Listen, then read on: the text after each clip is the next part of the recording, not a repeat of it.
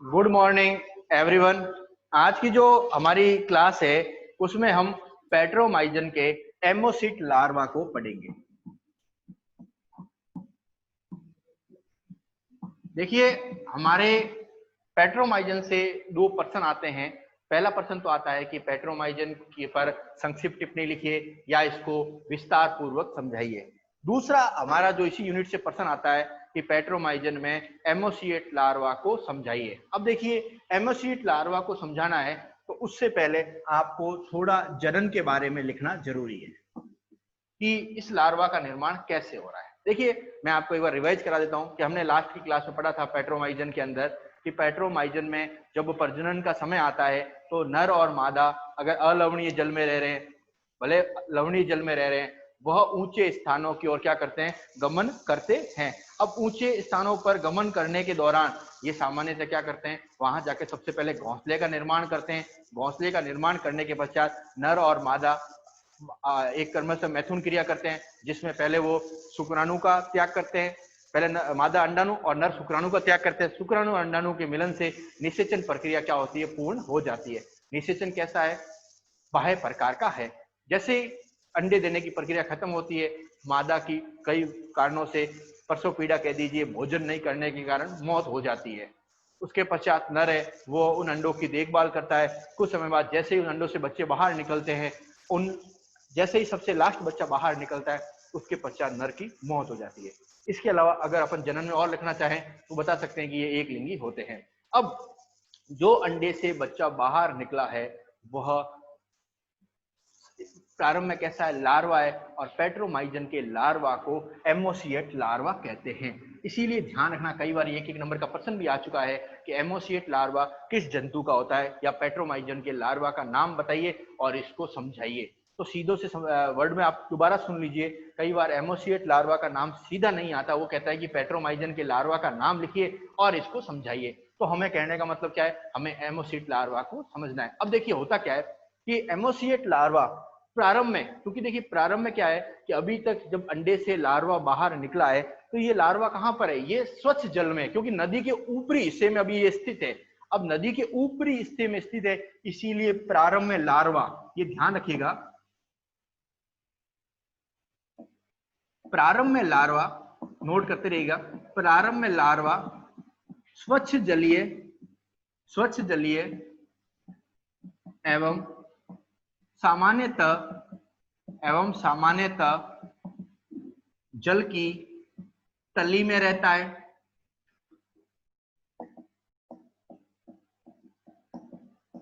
मैं आपको एक एक पॉइंट लिखता हुआ समझा देता हूं। अब जल की तली में क्यों रह रहा है, इसका मतलब समझिए। देखिए, जल जब नदी कंटिन्यू चलती रहती है तो ये लार्वा क्या करता है कि प्रारंभ में अभी अंडे से बाहर ही निकला है, तो इसको ये भय होता है कि दूसरे जीव, जो बड़े जीव है, वो इसको भोजन के रूप में ग्रहण कर सकते हैं। क्योंकि सभी जीवों को पता होता है कि जो छोटा जीव होता है, अर्थात जो आकार में बच्चा होता है, वो हमेशा असहाय होता है और ऐसे जीवों का आसानी से पकड़ा जा सकता है। तो जैसे ही अंडों से बच्चे बाहर निकले, लार्वा बाहर निकले, तो उस कंडीशन में ये लार्वा प्रारंभ में जल की तली में रहता है। इस तली में रहने का फायदा क्या है कि इस तली में रहने से इसे जो दूसरे जीवों का भोजन बनने से ये बच जाता है। और नेक्स्ट विशेषता कि यह ज्यादातर दिन के समय समुद्र की तली में ही रहता है। तो ये इसकी सेकंड विशेषता है कि यह दिन के समय दिन के समय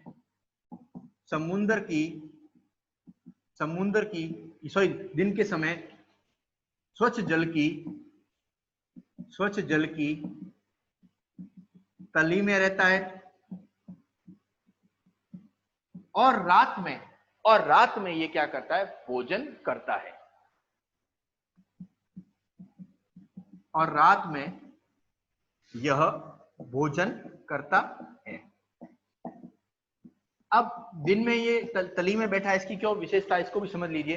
क्योंकि हम जानते हैं कि दिन के समय स्वच्छ प्रकाश में ज्यादा जीव सक्रिय होते हैं, क्योंकि नदी का जो स्तर होता है ना, उसका अगर लेवल कहें तो वो क्या होता है, कम होता है, क्योंकि नदी क्या होती है, कम से कम 1 या 2 फुट तक ही बहती है। उस कंडीशन में क्या होता है, कोई भी जीव होता है वो आसानी से जीवों को देख सकता है। तो ये क्या करते हैं, जो लार्वा होते हैं वो नदी के जल की जो तली होती है अर्थात बालू मिट्टी है उसके अंदर छुपकर क्या करते हैं, अपने आप का जीवन व्यतीत करते हैं। अब व्यतीत करने का क्या कारण है, अब इसको समझ लीजिए आप, क्योंकि लार्वा को अभी तक समुद्र में पहुंचने में हजारों किलोमीटर की यात्रा करनी है। अब हजारों किलोमीटर की यात्रा करनी है तो होता क्या है, जब अंडे में पीतक है वो तो ये भोजन के रूप में ग्रहण कर चुके हैं।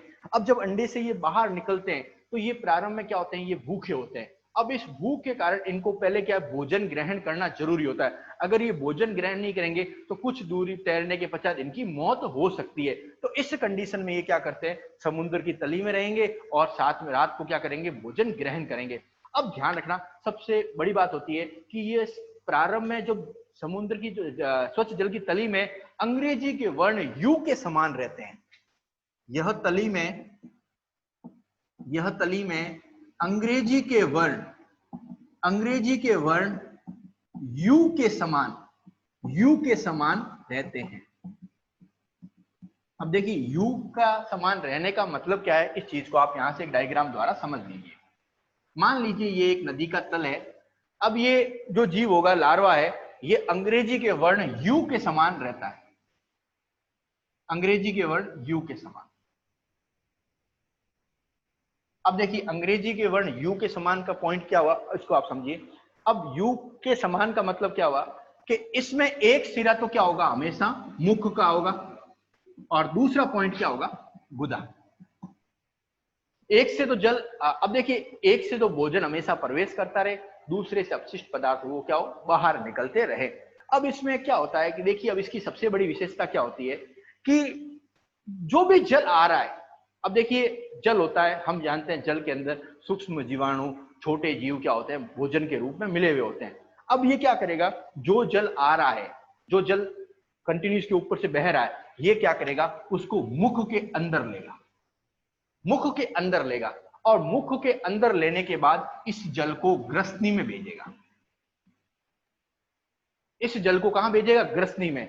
अब ग्रसनी क्या करेगी, ग्रसनी में विशेष प्रकार के ऐसे चिपचिपे पदार्थ पाए जाते हैं जो क्या करेंगे, जल से भोजन को अलग कर देंगे।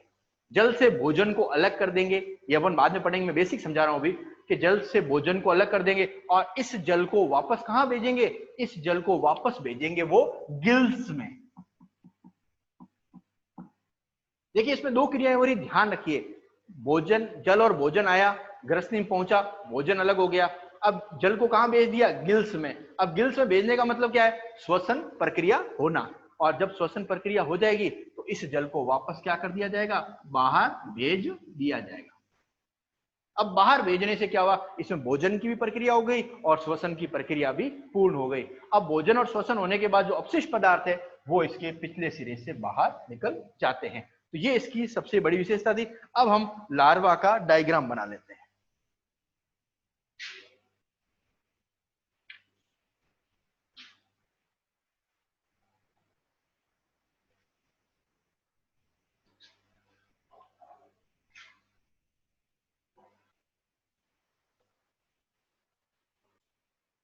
अब अपन इस लार्वा का डायग्राम बना लेते हैं।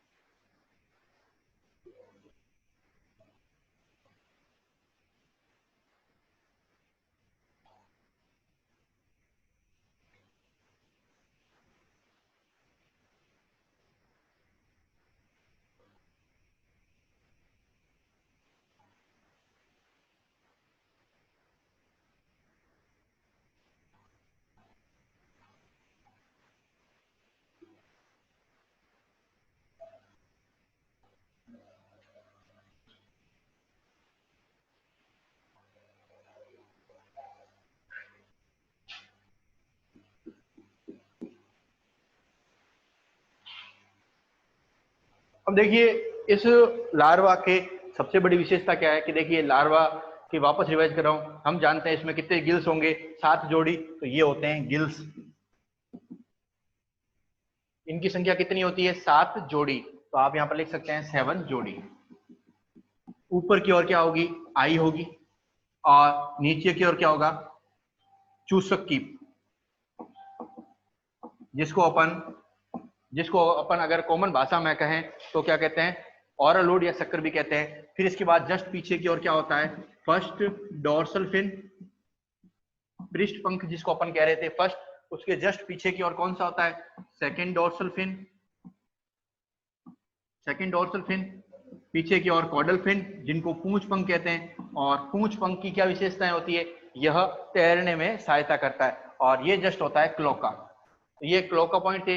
ये तो कब है कि जब एक जीव सामान्य कंडीशन में दिखाई देता है। अब अगर इस जीव का दूसरा डायग्राम है कि अगर ये बिल के अंदर कहता है तो कैसे दिखाई देता है, उसका भी अपन एक नामांकित चित्र बना लेते हैं।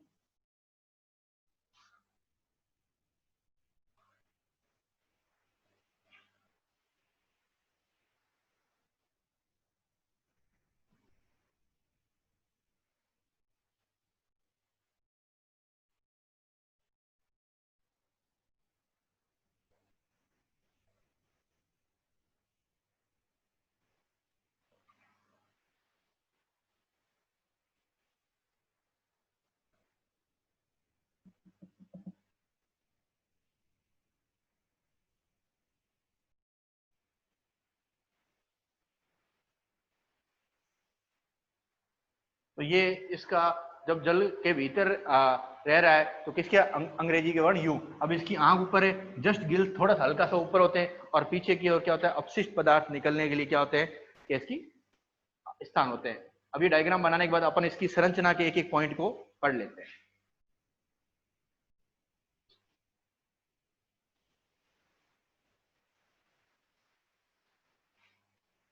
अब अपन संरचना को पढ़ते हैं, क्या क्या विशेषताएं होती है। देखिए, अगर आप अंग्रेजी के वर्ण यू आकार मानते हैं ना, तो इसका जो डायग्राम होता है ना, वो लगभग कहा ही जाता है कि बेलेनोग्लोसिस के समान होता है। क्योंकि बेलेनोग्लोसिस होता है वह भी अंग्रेजी के वर्ण यू के समान रहता है। फर्क कितना है, वो समुद्री जीव है, ये स्वच्छ जवीय है। इसीलिए इसकी लार्वा स्टेज के विशेष तौर से ध्यान रखिएगा कि आप लार्वा स्टेज को कहीं भी लवणीय जल मत बता देना, क्योंकि ये इसकी सबसे बड़ी विशेषता होती है। अब देखिए, इसकी संरचना के बारे में अपन को पॉइंट लिखना है। पहला देखिए, इसका सिंपल सा पॉइंट है कि इसका जो आकार होता है वो कैसा है, लंबा है और ईल के समान होता है। और ईल के बारे में आपको पहले बता चुका हूं। तो पहला पॉइंट क्या है, इसका शरीर लंबा और ईल के समान होता है। तो ये इसकी सबसे पहली विशेषता है कि इसका शरीर लंबा और ईल के समान होता है। नेक्स्ट है कि शरीर पर एक सतत माध्यमिक पृष्ठ पंख, जिसको अपन डोर्सल फिन कहते हैं, वह क्या होता है, उपस्थित होता है। तो इसके शरीर पर एक माध्यमिक मींस बीच में एक माध्यमिक पृष्ठ पंख उपस्थित होता है। तो ये इसकी सेकंड सबसे बड़ी विशेषता है कि जो डोर्सल फिन है वो उपस्थित होता है।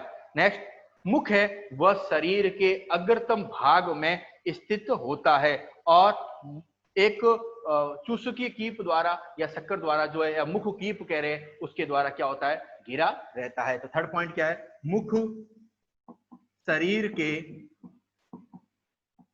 अग्रभाग में स्थित होता है और मुख कीप द्वारा, या जिसको अपन ऑरल हुड कहते हैं, ऑरल हुड द्वारा घिरा रहता है। तो ये भी एक इसकी इंपॉर्टेंट विशेषता है कि मुख होता है वो मुख की, आपने देखा होगा ये इस प्रकार की संरचना, और इसके बिल्कुल बीच में एक छिद्र होता है जिसमें क्या होता है, मुख स्थित होता है। अब नेक्स्ट, लार्वा अवस्था में मुख कीप चूसक और दांतों का अभाव होता है। अब देखिए, अब कहने का मतलब क्या है, बिल्कुल स्थित है, लेकिन जो मुख कीप है वो अभी कार्य नहीं कर रहा है। कारण क्यों, क्योंकि मुख कीप का जो मुख्य कार्य होता है वो क्या होता है, किसी स्थान पर चिपकना। अब चिपकना है तो उस कंडीशन में क्या हो, यहाँ भी चिपकने की कोई क्रिया नहीं हो रही है, दूसरा दांतों की आवश्यकता नहीं है, इसीलिए मुख कीप दांत है वह क्या होते हैं, अनुपस्थित होते हैं। तो इस चीज का ध्यान, यहाँ क्या है, सिर्फ मुख कीप के बीच में स्थित है, लेकिन अगर मुख कीप को चिपकने की बात करूं तो ये ध्यान रखना, अभी चिपकने की क्रिया नहीं होती है। क्यों? क्योंकि लार्वा अभी जल के अंदर ही और जल से ही भोजन को प्राप्त कर रहा है, इसीलिए इसमें दांत का भी कोई रोल नहीं है। क्यों? क्योंकि उसे दूसरे जीव के शरीर में भी चुभने का कोई काम नहीं है। इसीलिए ध्यान रखना, सिर्फ मुख कीप है, उसके बीच में मुख है, लेकिन ये मुख कीप कोई काम नहीं कर रहा है। इस चीज का ही ध्यान रखना। यहाँ काम क्या करेगा? सिर्फ मुख करेगा। और जब जंतु वयस्क में आ जाता है तो उसमें मुख कीप काम करना शुरू कर देता है। तो इसमें लिख लीजिए, मुख कीप एवं दांत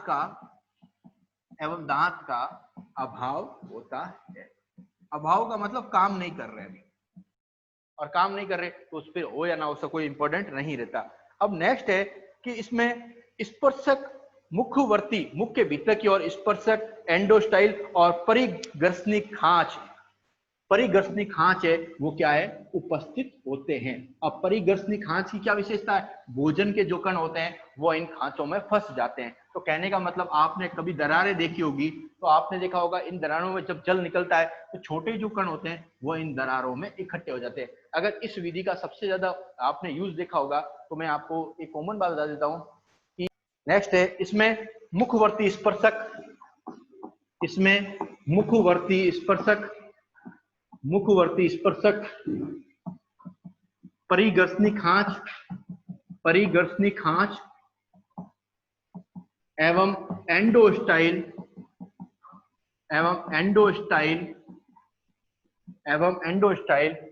उपस्थित होते हैं।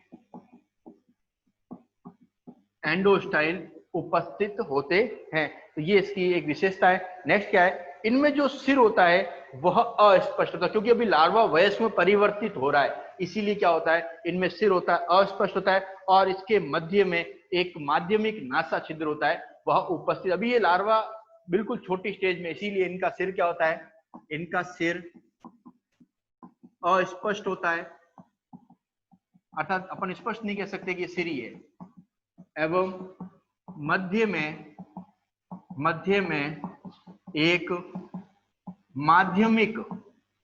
माध्यमिक नासा छिद्र, मध्य में एक माध्यमिक नासा छिद्र उपस्थित होता है।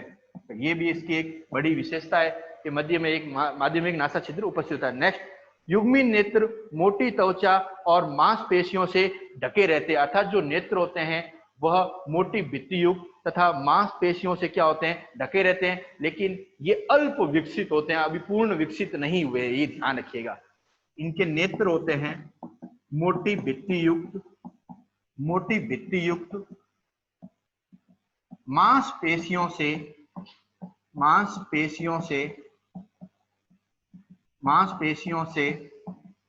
ढके रहते हैं एवं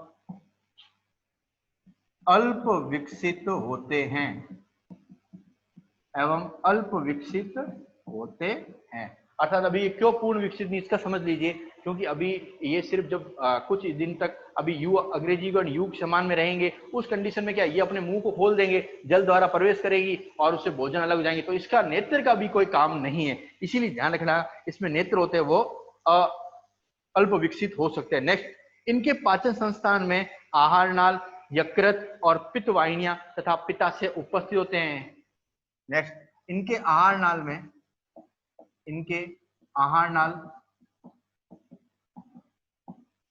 अल्प विकसित या इनकी आहार नाल पूर्ण विकसित कह दीजिए, पूर्ण विकसित यकृत एवं पित्ताशय उपस्थित होते हैं। तो ये इनकी एक विशेषता है कि इनकी आहार नाल पूर्ण विकसित यकृत और पित्ताशय होते हैं, वह उपस्थित होते हैं। और अगर मैं आहार नाल की बात करूं तो आहार नाल मुख गुहा, ग्रसनी, आंत्र आदि में विभेदित होती है। तो नेक्स्ट, आहार नाल मुख गुहा,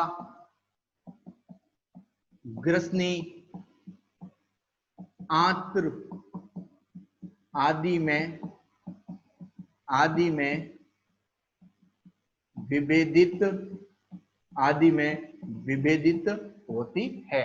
तो क्यों विभेदित है? ताकि भोजन की क्या हो, पाचन प्रक्रिया पूर्ण हो सके। अब नेक्स्ट जो इसकी सबसे बड़ी विशेषता है कि इसमें एक जोड़ी पेशियों पल्लों से बनी गुहिकाएं होती है जो जलधारा को क्या होती है, अंदर जाने देती है।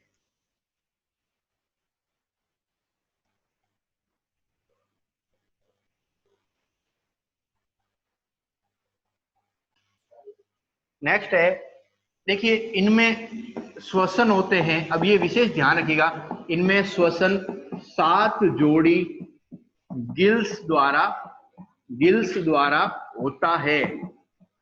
और यह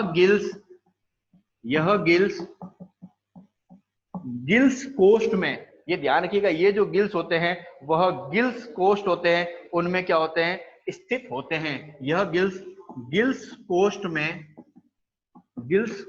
में स्थित होते हैं,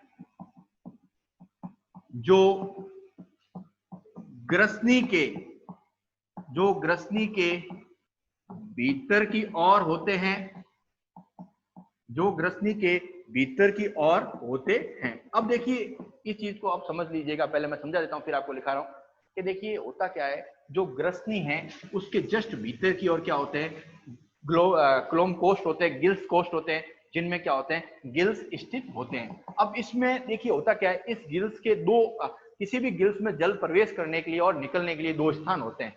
अब जो इसमें जल प्रवेश करने के लिए स्थान है वो तो कहाँ है, ग्रसनी के पास, और इसका दूसरा छिद्र होता है वो क्या होता है, जल निकलने के लिए होता है। क्यों, अब इसको समझिए। हमने पहले भी बताया है कि जल होगा वो मुख द्वारा प्रवेश करेगा, ग्रसनी में आएगा, जहां पर एंडोस्टाइल खांस तो क्या करेगी, भोजन को अलग कर देगी और उस भोजन को कहां भेजेगी, गिल्स कोष्ठ होते हैं, गिल्स में। यहाँ पर श्वसन प्रक्रिया पूर्ण होगी और यहाँ से जो दूसरे छिद्र द्वारा जल क्या हो जाएगा, बाहर निकलता रहेगा। इसीलिए ध्यान रखना, जो गिल्स कोष्ठ है इसका एक सिरा जो है अंदर की ओर तो कहां स्थित होगा, ग्रसनी के पास, जबकि दूसरा सिरा कहां होगा, शरीर के बाहर।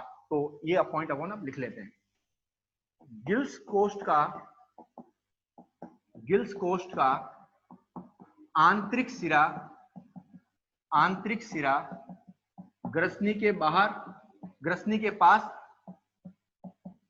एवं बाहरी सिरा एक छिद्र द्वारा शरीर के बाहर खुलता है, अब नेक्स्ट है सबसे इंपॉर्टेंट, भोजन प्रक्रिया कैसे होती है। नेक्स्ट है भोजन प्रक्रिया। अब भोजन प्रक्रिया में क्या होता है, अब ये ध्यान रखना, सबसे पहले जल क्या होगा, मुख द्वारा प्रवेश करेगा।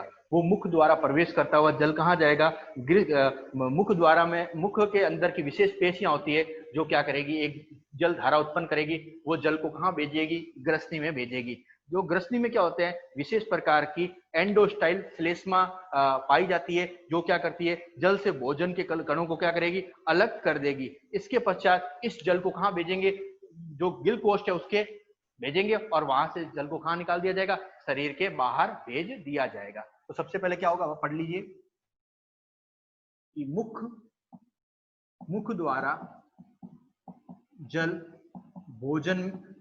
शरीर में प्रवेश करता है,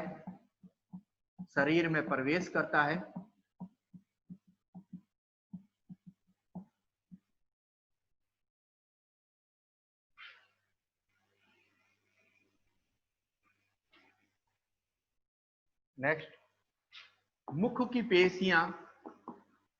पेशियां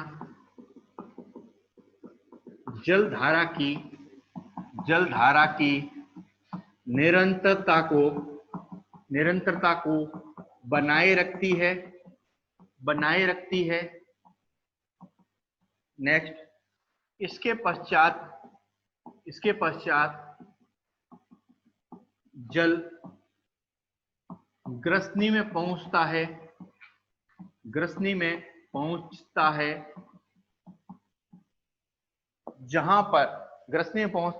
जहां पर एंडोस्टाइल श्लेष्मा होती है वो क्या करती है, जल से भोज्य पदार्थों को अलग कर देती है। तो नेक्स्ट, ग्रसनी में उपस्थित एंडोस्टाइल श्लेष्मा स्राव द्वारा जल से भोज्य पदार्थों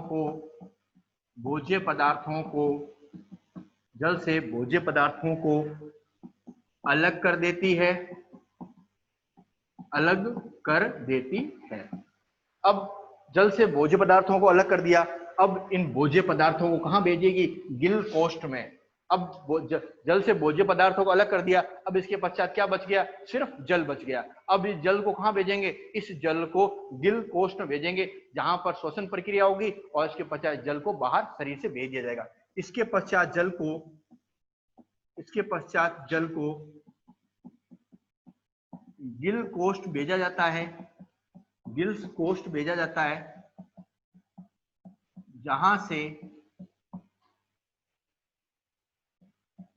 जहां से श्वसन पश्चात जल को शरीर से बाहर भेज दिया जाता है। तो ये इसकी एक सामान्य संरचना है, वो क्या है? पूर्ण होती है। अब आता है इसमें नेक्स्ट जो सबसे बड़ी इंपॉर्टेंट होती है, वह होती है कायांतरण। देखिए, मैं आपको आज बेसिक समझा रहा हूँ। कायांतरण क्या होती है कि लार्वा अवस्था कायांतरण प्रक्रिया द्वारा वयस्क में परिवर्तित होती है। अब ध्यान रखिएगा, पेट्रोमाइजन में यह अवस्था क्या होती है? 3 से 7 साल की होती है। अर्थात लार्वा, हमने जितने भी जंतु पढ़े उसमें लार्वा अवस्था कुछ दिनों की होती है, लेकिन ध्यान रखिएगा इसमें जो कायांतरण प्रक्रिया है वो लगभग 3 से 7 साल की होती है।